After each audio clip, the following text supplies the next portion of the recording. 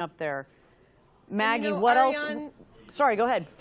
No, the team here has gotten some good practice. I think we all saw the hot fire that we recently successfully made it through. So that is, almost everything up until launch. Before that, we had a successful second stage hot fire. Those are those BE3U engines. And before that, we were doing tanking tests, mass simulators. We've done component testing, system testing.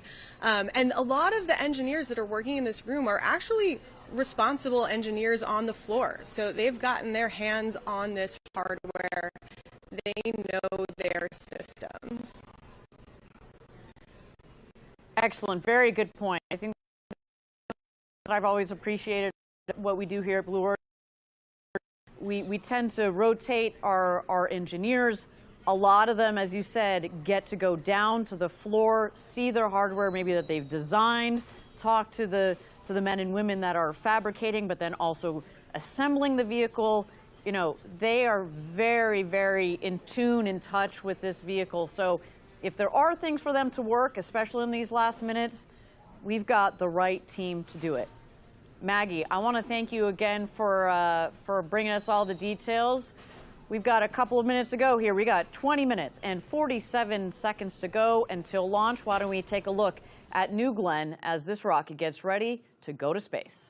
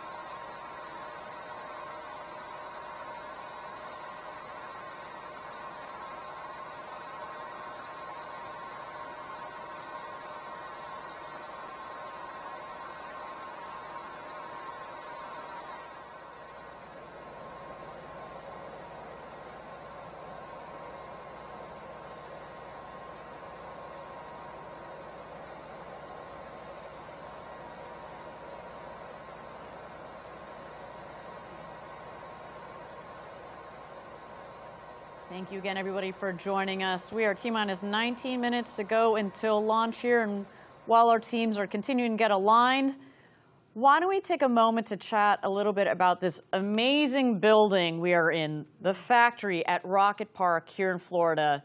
This is where it all comes together, where we bend the metal on New Glenn. I literally see people down there bending metal, pulling, putting the components together, testing, cleaning. But also, not only do we talk about, just all the intricate pieces and parts here, but to build a rocket like this, the sheer scale of the facility here, this factory, but also the other buildings around here are just mind-blowing. It really is quite impressive. So Rocket Park is essentially where we bring our rocket dreams to life. We're talking about state-of-the-art manufacturing and assembly areas designed to produce rockets efficiently and, of course, sustainably. This is where the stages of New Glenn come together. Yeah, exactly. And the folks here at Rocket Park are not just building rockets, they're really shaping the future of space travel. I should say, I've had the good fortune of being here for 10 years now, and I have seen this facility, the whole park, in addition to Launch Complex 36, come together, and it is just amazing. Like, really from the bottom up, and the ability to build the next generation rocket in the next generation rocket factory. Like, our team is given what they need to make just an incredible vehicle. Why don't we take a deeper look at the home of New Glenn, Rocket Park? Welcome to Blue Origin's Rocket Park in Florida, the home of New Glenn. This is where our orbital rocket is designed, built, integrated, launched, refurbished, and reflown, all within a 9-mile radius along Florida's Space Coast. Rocket Park is an active operations site for many Blue Origin activities, including manufacturing, integration and testing for New Glenn, and production of our Blue Moon lunar landers and future programs.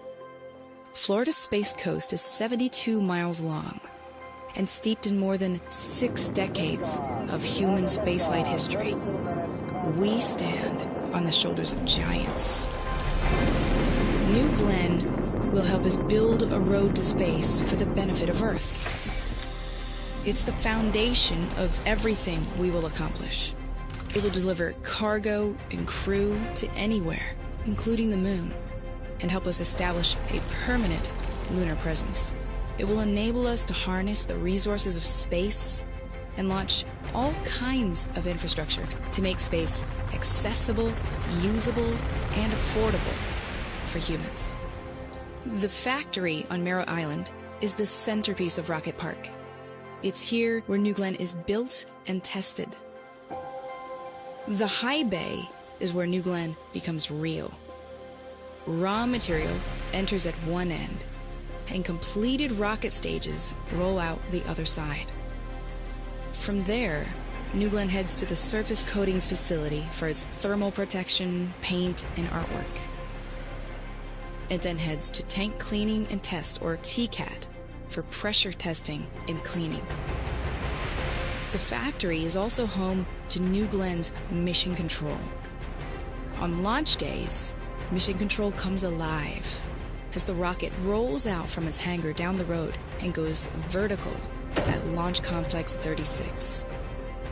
This historic launch site was rebuilt from the ground up just for New Glenn. Protected by 2 lightning towers, almost double the height of the Statue of Liberty, New Glenn prepares for liftoff at mile marker 0. This is where the road to space begins.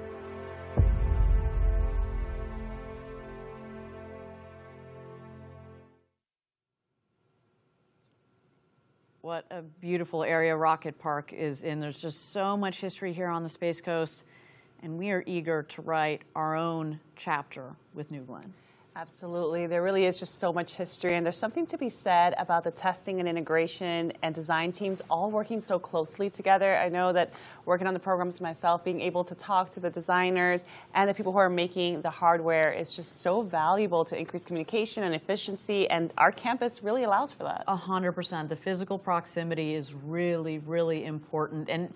And it's not known, actually, but historically rockets have launched out of the Cape, but they haven't been built here. And so to be able to build our rocket here, do the integration here of the rocket, but then also obviously the payload with the rocket.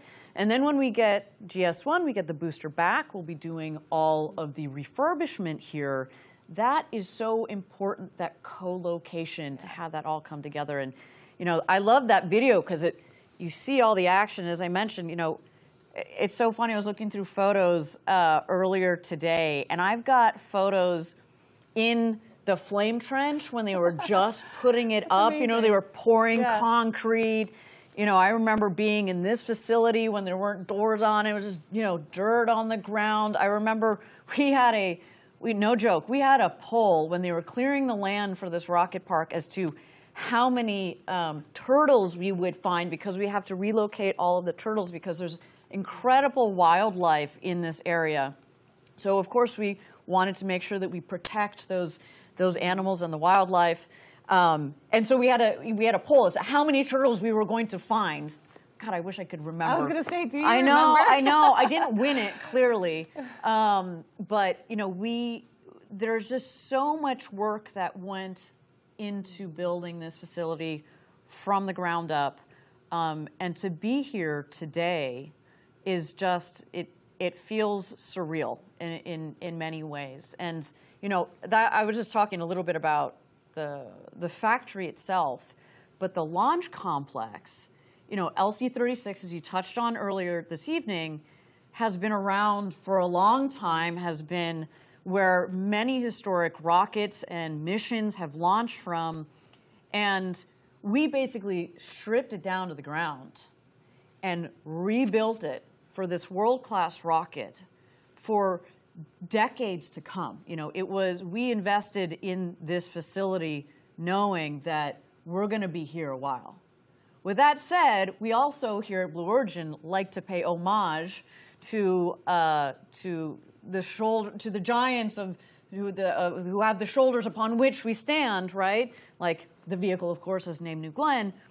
But also what's really cool is, and you can't quite see it here in the dark, but we kept what's called the blockhouse. So a lot of the previous, during a lot of the previous launches, there would actually be a crew in the blockhouse, which is not very far from that launch pad, when they launched a rocket. This thing is like a concrete fort, basically. It's not very big, and it's got, on the inside, it's got these massive, heavy doors that close to protect the teams. To be very clear, we're not using that blockhouse tonight. We don't use it in our operations, but it is something that we have kept on site because of the history that is in that facility. I hope that one day I'll be able to go back in there. I did get a chance to peek my head in a couple of years ago. It feels almost like, what's the right way of putting it? It feels like a step into the past. Yeah. You know, the old computers and, like, you know, the ashtrays. They're literally cigarettes that are still there from back in the day. We don't allow that in our launch control rooms. But again, clearly a throwback to the past. But just this facility, it feels really good to be here. It feels like we're set up for success as much as possible, which is really, really great. Okay, we are at T-minus now 36 minutes and 40 seconds to go until launch. Again, our team has added more time to the clock. They are working through their checklist. There's clearly some things that they want to spend a little bit more time on, and that is okay. I will reiterate, we have spent years designing this rocket. We have spent months and months designing this mission, building this particular vehicle as well. The design and test that's gone into the engines that are powering this rocket. If we need a couple more minutes, especially on this first launch, that is okay with us. You know, we want to give our team the right time and the space that they need to, you know, to work on whatever they got going on up there. I also want to, you know, keep in mind, my understanding is that the weather continues to stay inbounds here at the Cape, as well as out at sea. But for the moment, we have decided to put more time on the clock, which means that we still have a chance, still have the opportunity to launch this evening. I should say, I was waiting for it, Ariane. I know, it's pretty apropos because this vehicle says... So you're telling me there's a chance. That is the name of this booster.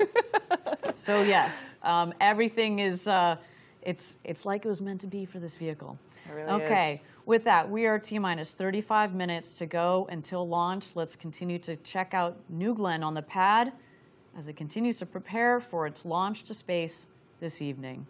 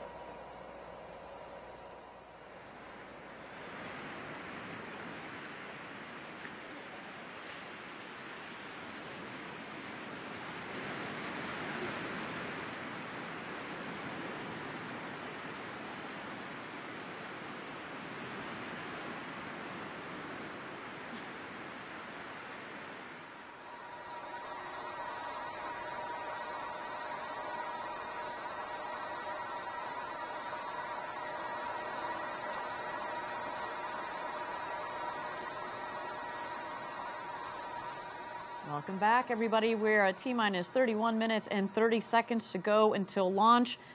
As you may have noted, we continued to add time back to the clock. That, of course, is to make sure that our teams are aligned.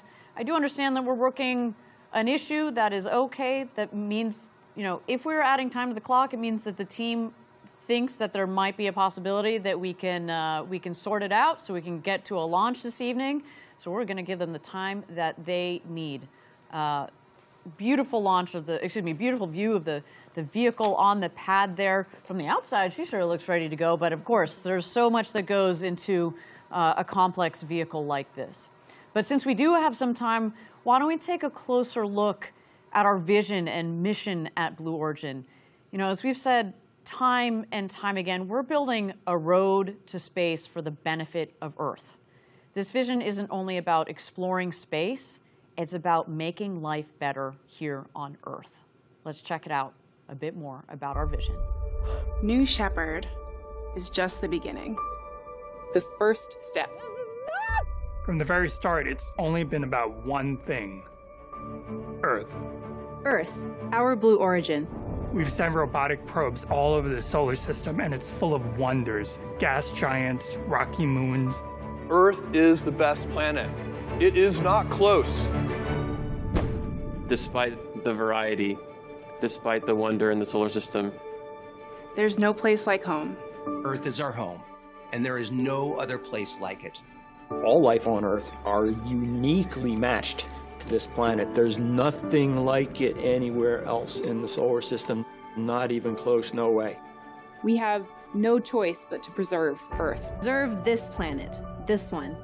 we get to focus on the future, and the future is nothing without Earth. For almost all of focus on the future, and the future is nothing without Earth. For almost all of human history, Earth has seemed big. In the here and now. But there are also long-term problems.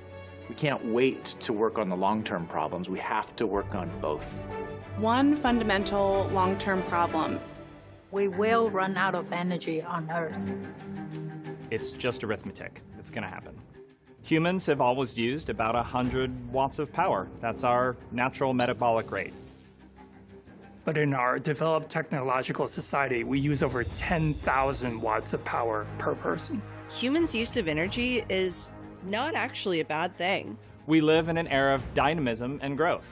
There are so many good things that happen when we use energy. Think about technology, transportation, hospitals, data. As humans, we are at our best when we are inventing, when we are growing, when we are making progress. But humans are doubling our energy use every 25 years, and that's unsustainable.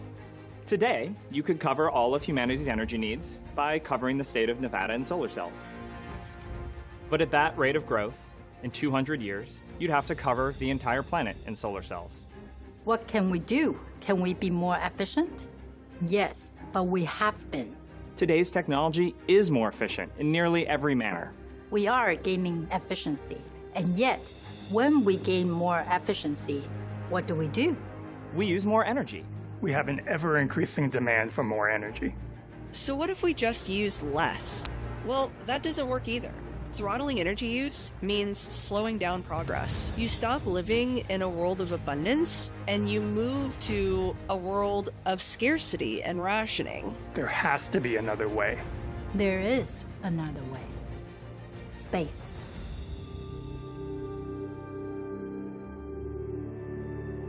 Space is full of abundant resources and energy. Space is vast and practically limitless.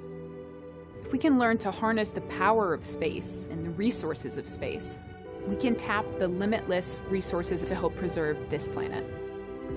We can go to space for what we need. We'll make it routine, safe, and cost-effective to get there. We will build the rockets and the destinations for doing real work in space. We can do even more than this. We can move the most polluting industries from Earth into space, where they can't hurt the Earth or the environment. We can return Earth to a beautiful natural state. It will be like a garden, like a national park, a place for education, for creativity, and for recreation. a place for enjoyment and for nature to thrive. In space, we can expand humanity. We don't want to leave Earth behind, but preserve it and expand humanity into space. We can have 1 trillion humans in the solar system, which means we'd have 1,000 Mozarts and 1,000 Einsteins. This would be an incredible civilization. Humanity will grow and progress and use energy for good. Humanity can expand into the solar system by building destinations close to Earth, close to our home planet. New places, places we haven't even dreamed of yet. Places that feel like home, places where great work can be done using the resources of space. An expanse that is meant for everyone, all kinds of people.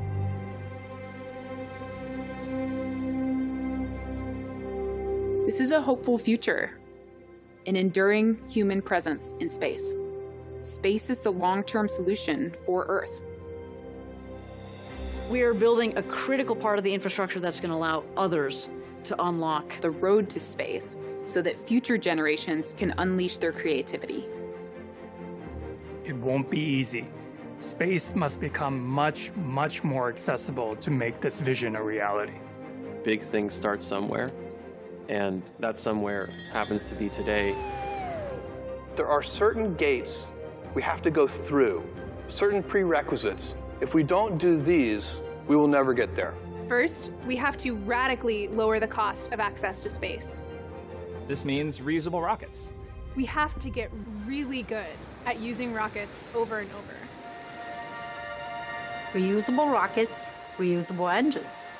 Once you learn how to do that, you can basically start spinning this flywheel where the more you fly, the cheaper it gets. The cheaper it gets, the more you fly. Launch, land, repeat. Going back and landing a rocket is really hard. And it is absolutely essential that we get good at that so that we can drive down the cost of launch vehicles. BE-3, BE-4, BE-7, all made from the ground up to be reusable propulsion systems. Operational reusability. That means making space travel as routine as air travel is. This is what will radically bring down the cost of getting to space. And we are bringing all of that learning to New Glenn, the next step of building the road to space. Once you have low-cost access to space, the next gate becomes harnessing the resources of the solar system. There are so many more resources up there in space than there is on our planet. I mean, everyone's familiar with this idea of locally sourced goods, and this is just a really extreme version of that. The moon is where we'll learn to do all this. The moon has a vast quantity of resources. And if we can learn to harness those resources, we can travel without stressing the Earth. That's the goal. We'll go to space, and we'll use its resources to power our transportation and build destinations. Anything we need, we will use the stuff in space to make it happen. The moon is the next thing. We're going back. It's time to go back to the moon, this time to stay.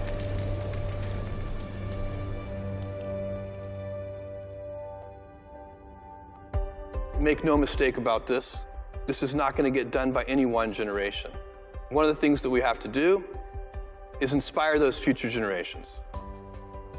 This vision of millions of people living and working in space for the benefit of Earth is a very, very long-term vision. It's gonna take generations. We have to make sure that what we're doing today is setting up the next generation. It's going to take all kinds of people. Engineers, entrepreneurs, architects, artists, you, your children, your grandchildren. This is kind of humanity's cathedral. You know, cathedrals took multiple generations of artisans and craftsmen and masons to build. And there was never the expectation that one person would design and fully execute the vision. We have to inspire the next generation to carry this torch for the benefit of Earth. For the benefit of Earth. For the benefit of Earth. We are Blue Origin. And we will do all of this. We'll do all of this. For the benefit of Earth.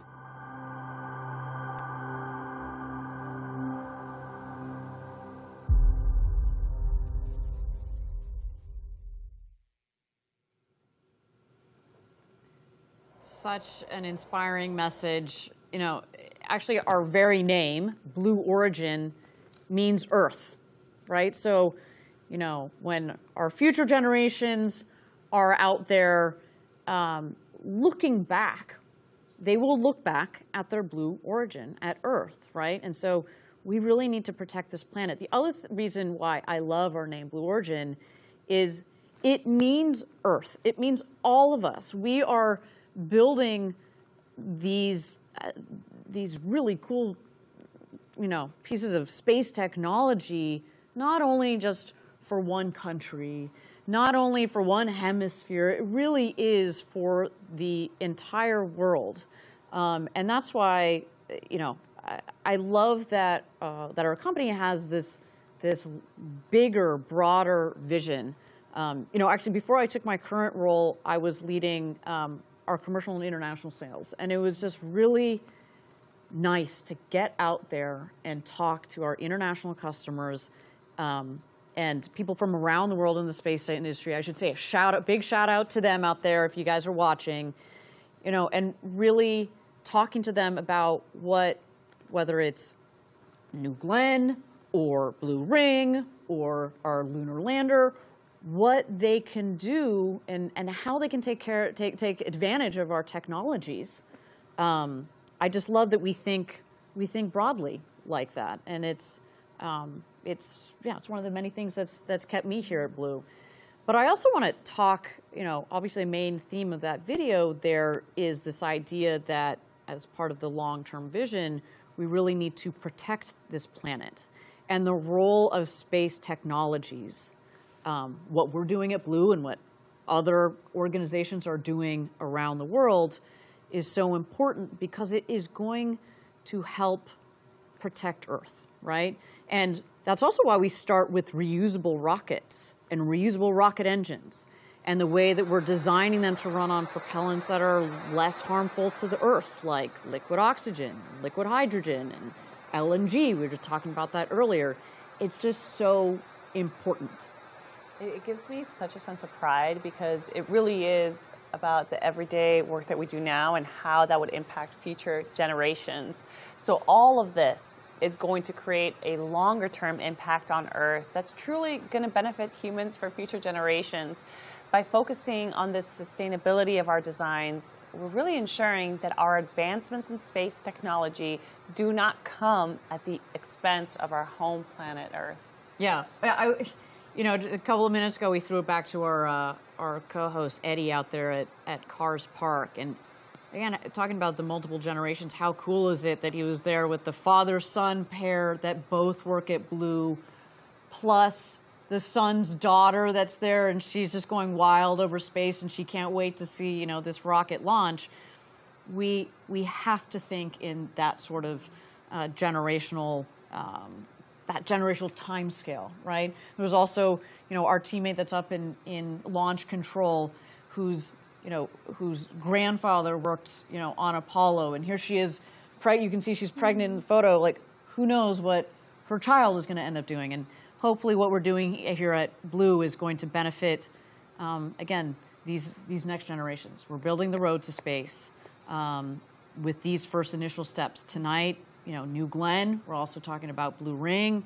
Blue Ring is one of the first building blocks of the infrastructure that's up there in space, right? It's not just about the transportation, which is crucial, don't get me wrong, but then once we're up there, you know, we're going to need to support others, you know, in this case, you know, our customers, but also ourselves, when I say ourselves, Blue Origin and some of the missions we're doing, as we build our capabilities out there.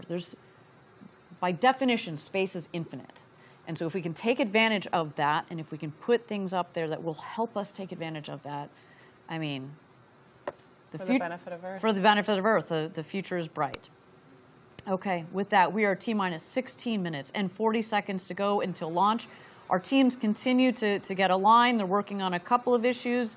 This is our first launch. They need that extra time. We're going to give it to them because otherwise speaking, this team is ready to rock and roll, and that rocket there looks chilled in and ready to go to space. So with that, let's continue to check out New Glenn on the pad, ready for NG1.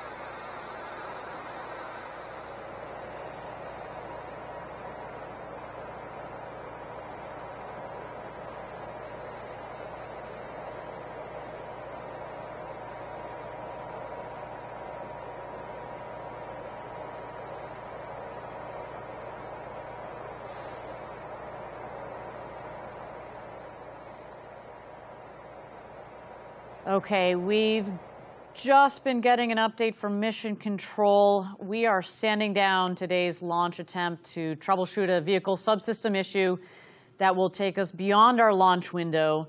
We are reviewing opportunities for our next launch attempt. So we've scrubbed today's NG-1 mission to give the team more time to work that issue, and we're reviewing what other things that we might need to get done in that period. When we know when the next opportunity is, of course, we will let everybody know. Now, to give the viewers a sense of what happens next, the launch team is now working to detank and safe the vehicle. From there, we're going to assess, as mentioned, what other things we might want to get done in our downtime, and that is what's going to guide when the next launch opportunity will be. Follow us on social media. That's the way to stay up to date on announcements for that next launch attempt. We do want to thank you for joining us. We can't wait to get right back here for our next launch attempt. Stay tuned. Gradatum for Rossiter.